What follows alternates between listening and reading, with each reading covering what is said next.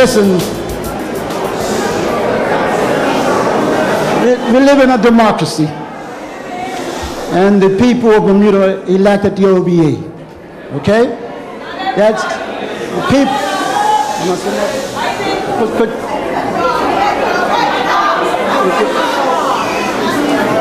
You are the elected government in Bermuda. I went to this seminar this gentleman, Mr. Simmons, had last week at the college. He said that Bermuda makes somewhere like $5 billion a year, and their debtors, or they're in debt, of $4 billion every year. Well, I don't know, just whatever it is. Whatever it is, yeah. I came here. Now, I voted PLP. I'm always voted PLP. I'm always voted PLP. But I'm a person. I came here as a Bermudian. I didn't come here as a PLP, a OBA, a black man, or white. I came here as a Bermudian because I have children. Could I talk? Okay. All right. So now, Mr. Brown, Senator Brown, said that the PLP was open to discuss the future of Bermuda and its financial problems. I'm saying this is at this critical time.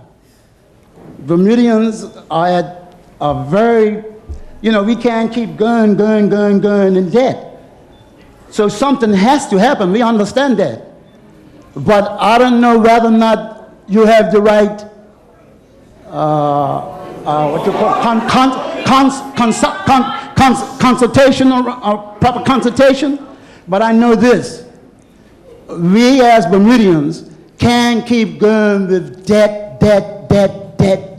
because it's gonna. He said that Mr. Simmons said that eventually the pension plan will be gone, and he was talking a drastic situation. So I came here not expecting this. I came here actually to hear some sort of solutions. So, but I'm saying this, I'm not an emotional person, I'm a rational person. I say that beyond PLP and OBA, Bermudians are right now, Bermuda as a country as a whole, we're in a terrible situation, and I think that we need to put aside this political foolishness and seriously think about our children and the future of us as Bermudians. I'm quite serious about this, because my last thing I'm going to say is this. Somewhere in our ability as Bermudians, not just black, I'm talking about all Bermudians, we need to find somewhere where we don't have so much emotionalism, but logic and strategy to get us out of this problem. Thank you very much.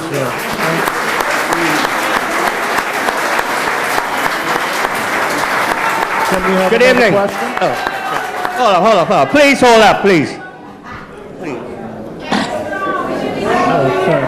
Listen, we know about Cayman Islands. This is Bermuda. Yes, we know this here. We are Bermudians. We are people, black, white, pink, or blue. We know this here.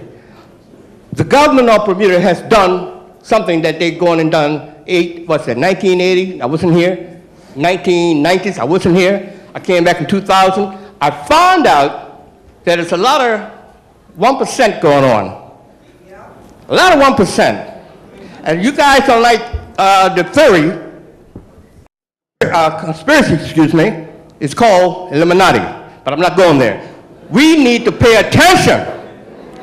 People, children are suffering. People, children are suffering. You all know this, right? We need to understand what this government is trying to do, and they're doing it in a way that's trying to confuse us as a people. You understand? We need to understand that this government is doing something that they done in South Africa. We as a people need to know that we need to stop this here by paying attention to what is really happening. Because this 1% individuality going on here in this island needs to stop. Because people are suffering. Assalamu alaikum.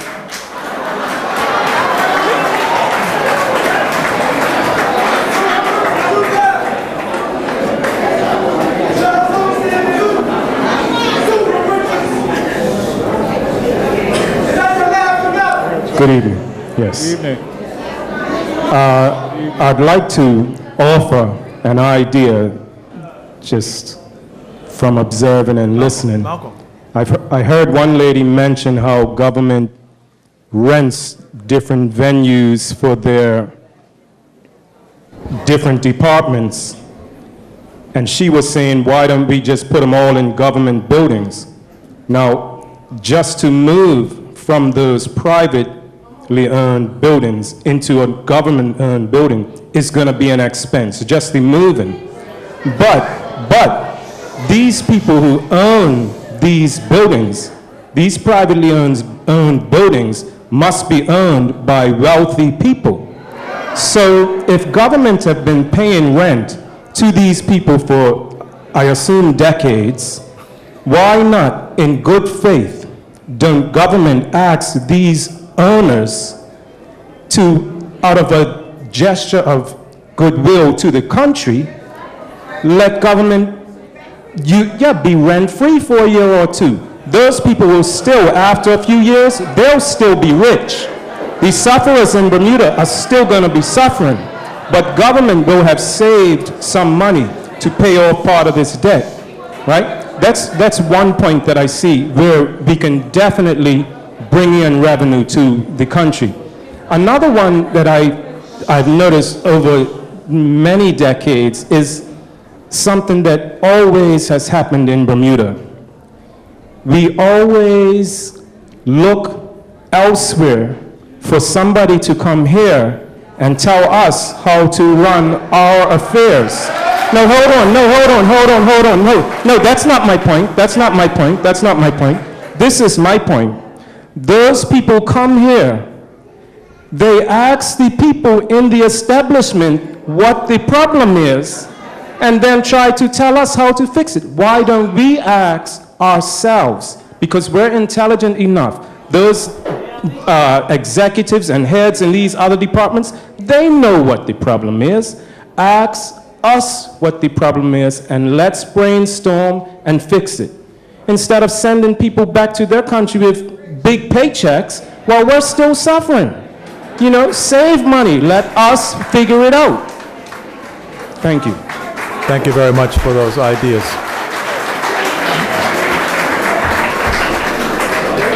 Let me say to that gentleman, I'm aware that since our party has been the government, we have renegotiated down rents in a number of places. We haven't got any for free, I have to say, but we have renegotiated down rents in properties that government occupies around Hamilton. So it's a good idea.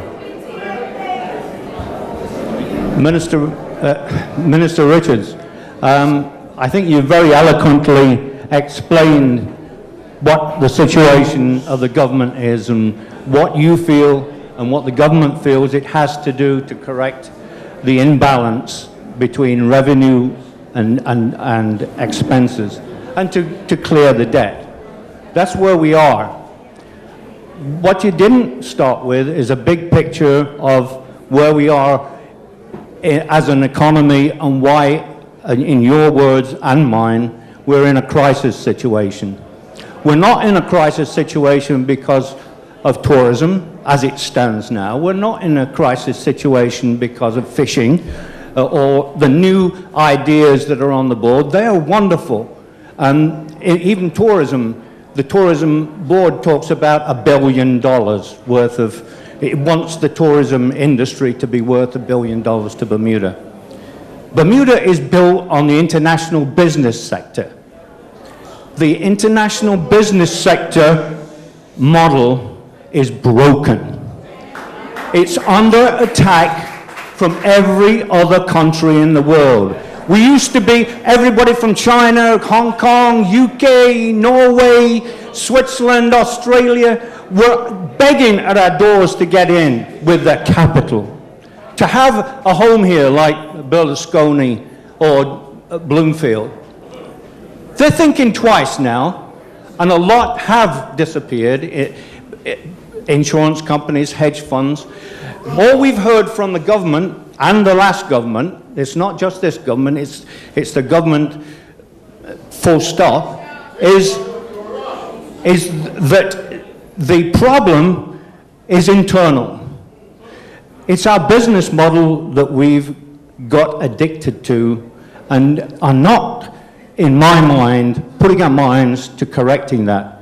We still have an emphasis on the same model. If you look at any marketing literature in the international business sector, it lists 10 items.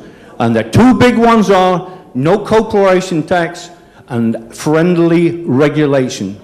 Those are the two things, if they go completely, they're not gone yet, if they go, which they're under attack from all over the world, we have no business from international business.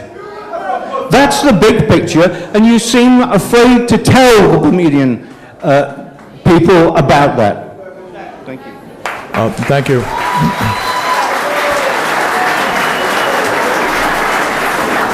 So I'm not afraid to tell the Bermudian people anything that I think it's true. I do agree with you that international business is under attack. We in finance spend a whole lot of our time blunting that attack, so we are more acutely aware than most people. However, it is our major business that we have, and it is what we have it's the most successful part of our economy. So we're not just going to throw it down the toilet. We have to get a better balance in our economy. That's why I've emphasized tourism. Just because I emphasize tourism, it doesn't mean that I'm de-emphasizing the other sector, because the other sector is the one that's working the best. But we have to have a successful sector that employs Bermudians. And the employment ability of IB for Bermudians doesn't have as much potential as tourism. And that's why it's critical that we get our act together and restore Bermuda as a prime tourism and successful tourism destination. Minister, could I just say one thing? Minister? We got other people who want to ask questions. Please, just one. Is it true that your response to what I was saying, you said you agreed, is that we are not a tax haven, and that's the only method you've got to blunt the attack on our business model? That's not true. It's not a complete answer. And it's not the completion of what I've been saying. We've been saying a lot more than that. Let's go to the next. Okay, I'm going to take another question here. Good evening. Let me open just by saying this, that our current situation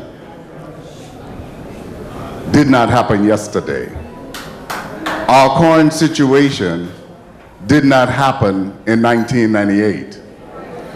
Bermuda had a thriving economy in tourism, and we put emphasis, 150% emphasis on international companies. We did that. We did that. As a result of that, properties closed down, and now we're fighting for bids. But I'm not going to go any further there, because there's a history that brings us to today. And if we all, in our realities, look at the way that it happened, we can come to the conclusion that this is not all bad. But what I want to say tonight is this. We have been asked to make some sacrifices.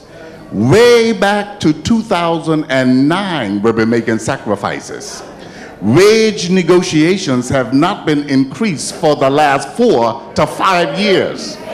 Here we come now and give up, which every single person that's affected by a furlough day had to make adjustments in your personal budgets, for your children, for your homes, for everything else. What I want to ask you, Mr. Minister, is this, and I feel it's a very fair question. We talk about consultancy fees, but yet we're still telling our people that we don't have jobs for them when they go to school and come back qualified. So if this is the case for us, when will our people be put to the work that they've gone so far, spent money in educating themselves for, that we're now going to look abroad to place them in places that our people are capable of doing? I know people now that have been away and have come back, and they still don't have employment. So the other question too, when we look at these consultants, and when we bring someone in who has already been retired in their country, drawing their pension, coming to Bermuda to draw more money, and when you break that contract and send them back because they don't do the status quo, we're still paying for them. Mr. Minister, we can save some money if you look at that side of things. It's a portion, it's not everything, but it's a portion. And if we're going to be serious about this whole thing, when it comes to the reform, who's driving the reform? Is the civil service driving the reform, or is the majority driving the reform? We need inclusiveness, because the only people that can charter their course forward is those people who work in those areas, those people who know those areas. No foreigner don't know the work that they do.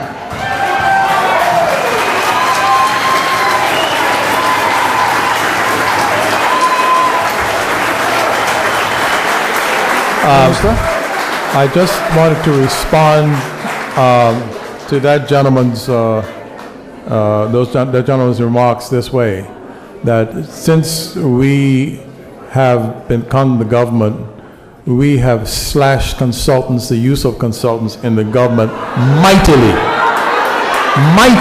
from the former government, mightily.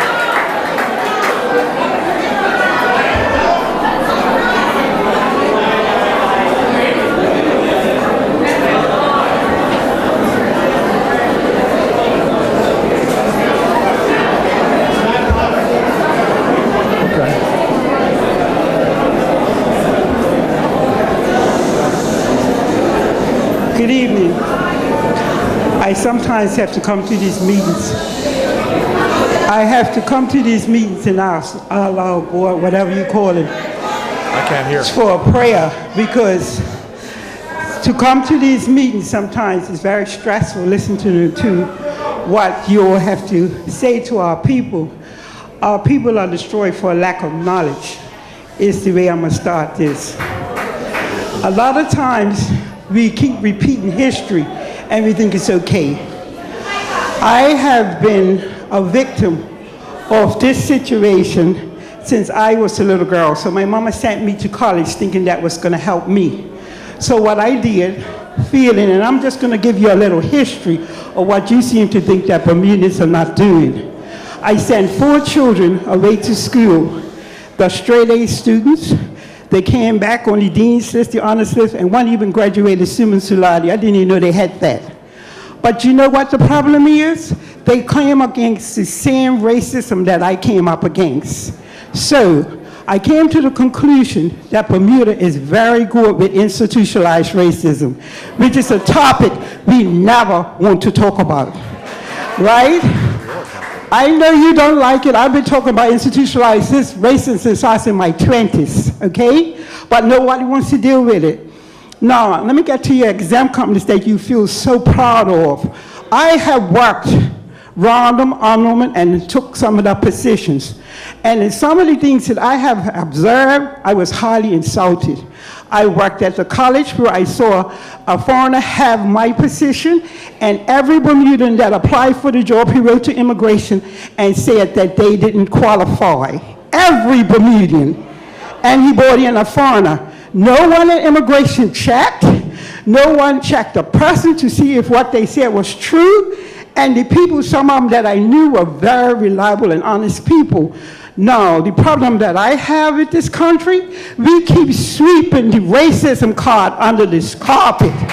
We need to pull it out, because that's our problem right there. And I have nothing against people of color, I have nothing against Portuguese, and I have everything for Bermudians. But that car keeps poking its head every time my children, and a lot of people's children try to get here. Don't tell me about sending my children away to get graduation. Summa cum laude is the highest you can go in a university, okay? And if my children are still having problems, then there's something wrong with the system. Something wrong with the system. I have a problem.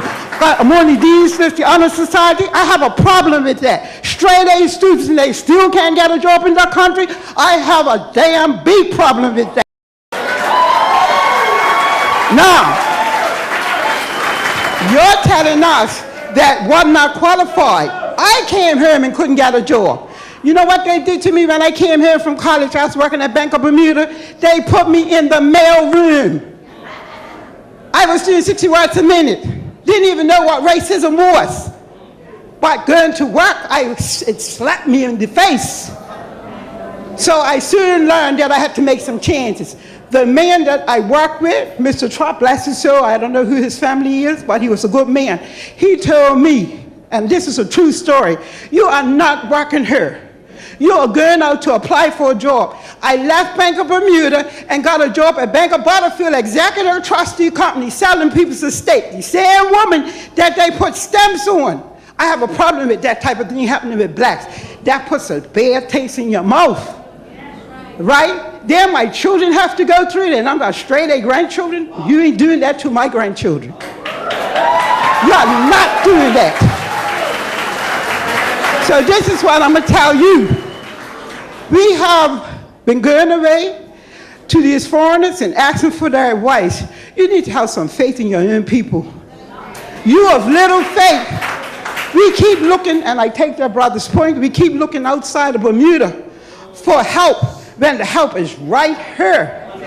When I went overseas, I got more acknowledgement for my qualifications than I ever got in Bermuda. That's a shame. Why do our children have to go overseas and get acknowledged for what they do? We don't get enough. No. A lot of these some continents that you're giving all these accolades to, they have to earn those accolades. They just can't come to Bermuda and just come here because you want to give them a free deal.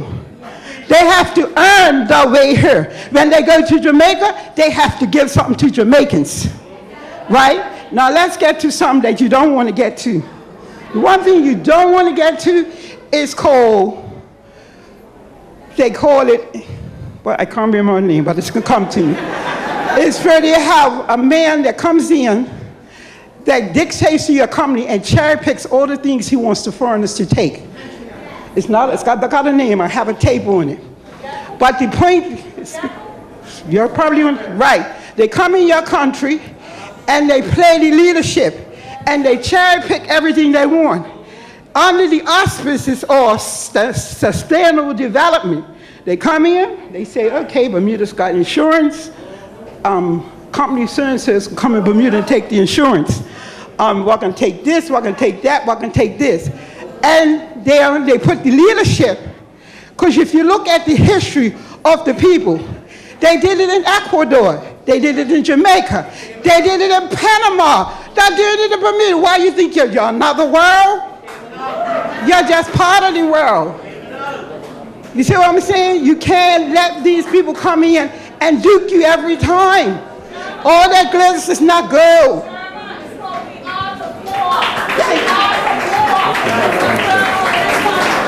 Okay. It is now, it is getting on to, it's just about, wait a second. Okay. Minister, just before the minister responds, just before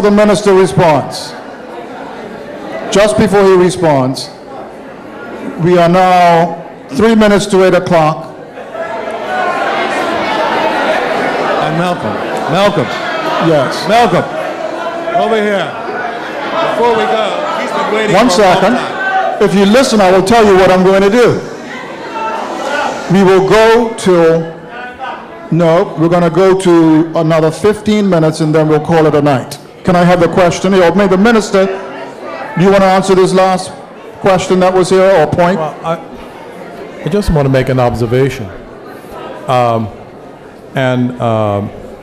the observation is this, that I understand the frustrations of the lady just spoke. I've heard it from a lot of people.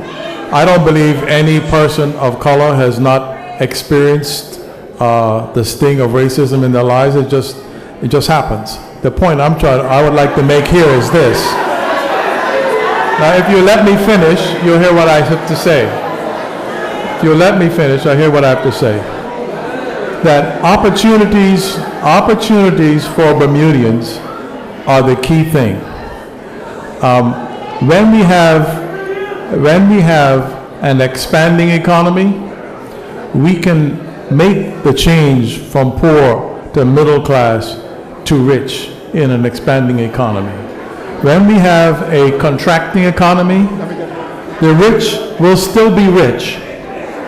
The middle class will get poorer and the poor will stay poor.